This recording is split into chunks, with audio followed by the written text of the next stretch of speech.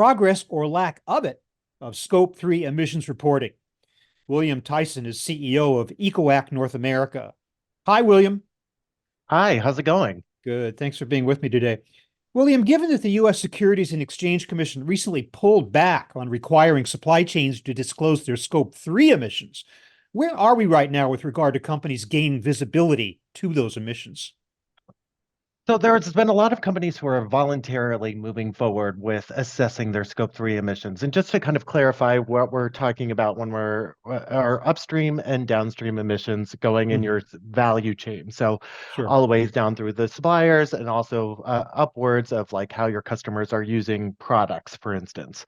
Um, so there has been a lot of progress in the United States for companies leading the way on Scope 3 accounting, really trying to understand where their hotspots are in their supply chain, where they can take action, and where they can make reductions. Um, the lack of regulation really means that we still have a wide spectrum of companies in the United States. So some that are really on the forefront, moving very quickly on this path, but also we have the laggards. You know, if you're not forcing them to do anything in terms of assessing their supply chain emissions, then they're not going to. They're really just Mhm. going to focus on their actual business. Yeah, of course, it isn't just a question of those companies being willing to do it. It's a question of their supply chain partners being willing to disclose or being able to disclose their emissions to to the partner. I take it in a multi-tier supply chain, which is by definition almost any supply chain. Where are we on that? Is that not a big challenge? That is a challenge, but there are ways to assess. So, I mean, of course, the aim is to get as much primary data as possible within your supply chain. So that means engaging with your suppliers and them doing their own respective carbon footprints, their scope 1, 2, and maybe their scope 3 emissions to get to the next tier, depending on how your company works. But there are ways to assess your emissions, right? Like, and there's a wide spectrum of ways to assess using economic input output emission factors. So for to simplify that, it's for every dollar that you spend on a certain product. Let's say you're buying thousands of pens. There's an emission factor that you could convert the amount of money that you're spending on pens to actually into emissions. And then there's some middle grounds where you're getting actually more granular data. So maybe the weight of the pens, the material of the pens, how those pens are being transported from one place to another. And that's kind of the middle area. And then you can get into really primary data, which is getting that data right from your suppliers, the transport, the shipping, the materials that are going to be used. So it's not just like it goes from one side to the other.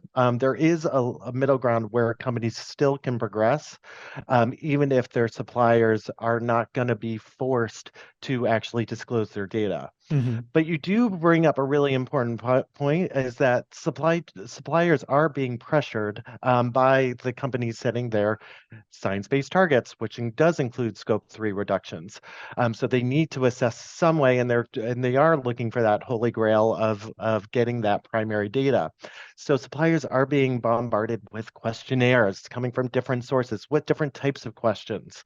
Um, they are very tight on terms of margins when they're supplying to their customers.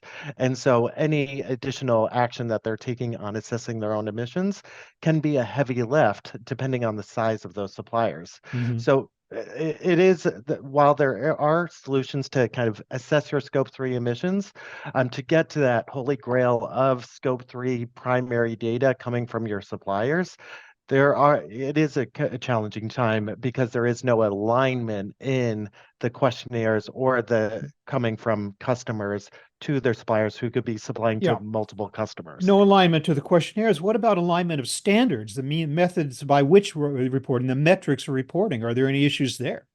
I mean, so that goes back to there are different ways of assessing your scope 3 emissions, right? Like you can get that primary data, there's that middle ground where you're kind of getting weight or types of materials or different kind of kind of metals that are going to be used within your products.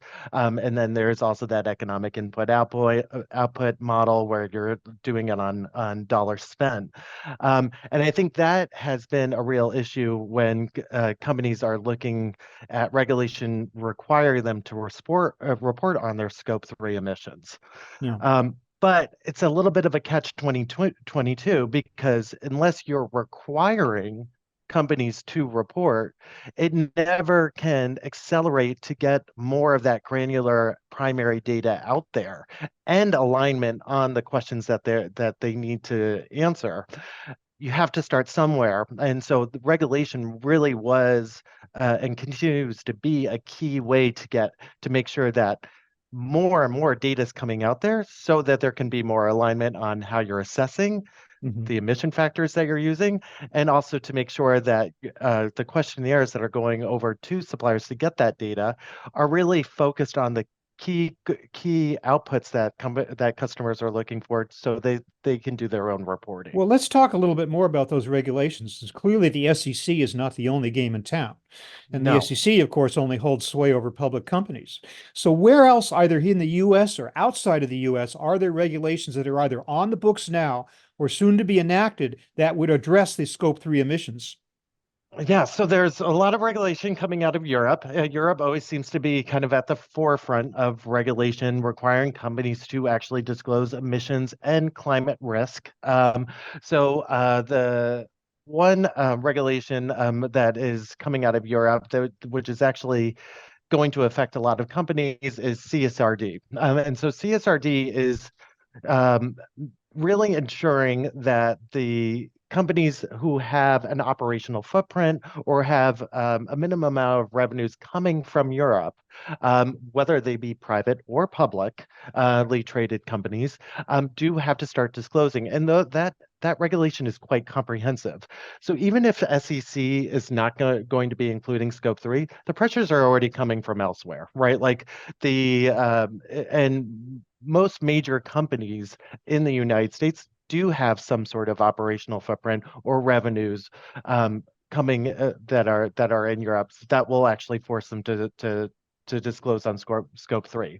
So Mhm. that should eventually pave the way for further regulation that is going to come into the United States, because as companies kind of get used to just being this standard practice anyways, or pressuring from their peers, like the companies that are regulated pressuring their peers to also disclose, then I think the appetite or the comfort level for regulation within the US, even with the SEC, should lighten up a bit Mhm. because it's just going to be standard practice. Sure. CSRD, Corporate Sustainability Reporting Directive, that's linked with the European Sustainability Reporting Standards, which are ESRS, just to play the acronym game here. So I think we Exactly. know So it. many new acronyms are coming Yeah. into everybody's verbatim. Sure, sure. And of course, but maybe this is a low bar discussion because all we're talking about now is visibility and reporting. The next step, of course, is to actually do something about these scope 3 emissions. Is there a progress toward that? Or can we assume that visibility automatically leads to reduction? Or do companies have to make another leap in order to get to that point? So with I can speak from our experience with our clients. So I mean, we're at EcoAct. We're working with a lot of Fortune 500 companies, a lot of multinational companies. And it is true, like as soon as you measure it, your inclination is to act on it, right? Like Mhm. as soon as you understand what it is, because I think when companies are starting to measure their carbon footprint, they're just kind of overwhelmed by the process. So Sure. where we try to kind of guide the process to really understanding and not kind of handing over a black box, we really want to make sure that the data is actionable, right? Like it's fine having all these emissions in scope 1, scope 2, so your direct emissions, electricity usage, and then all the way through your value chain. But if the data is not actionable, because then it doesn't serve any purpose, right? Like, so when we're assessing those emissions, we really want to make sure that we're identifying the hotspots, and only by going through the process, suddenly the light is shown on where those hotspots are. And that actually, there are some easier actions, easier investments to make to start getting on the journey. And then as soon as you take those kind of first and second steps, it's a pretty incredible how companies just kind of amp up their ambition to try to reduce as quick as possible because Mhm. it's not just as a communication issue. It's not just, I mean, companies are really looking at this as the climate is changing as a real risk. It's a Yeah. resilience risk. And so they want to make sure that they're going to be competitive and resilient in the future as climate continues to change. William, implicit in what you're saying is I guess I hear you saying that the technology and the mechanisms for measurement are there, that Mm. companies cannot use as an excuse, well, we just don't have the technology to do this yet. That would not be a proper excuse? No, it's more of an excuse of getting more data out there. I see. And again, that kind of goes back to the regulation. Now, there's a lot of different, and also technology has come a long way, right? Like I used to go to conferences and hear, like panelists kind of say like they were getting contacted by many consultants after they were on a panel, right? If they were corporates. Now they're getting contacted by a lot of technology providers, right? Mhm. Because the space is really moving quite quickly, and the integration of AI is even playing a key role in how to assess data, how to really kind of make smart data moves, and really collate the data that you have in your ecosystem. Um, but it's but I think it's more just making sure that more data is out there so we can refine these emission factors further.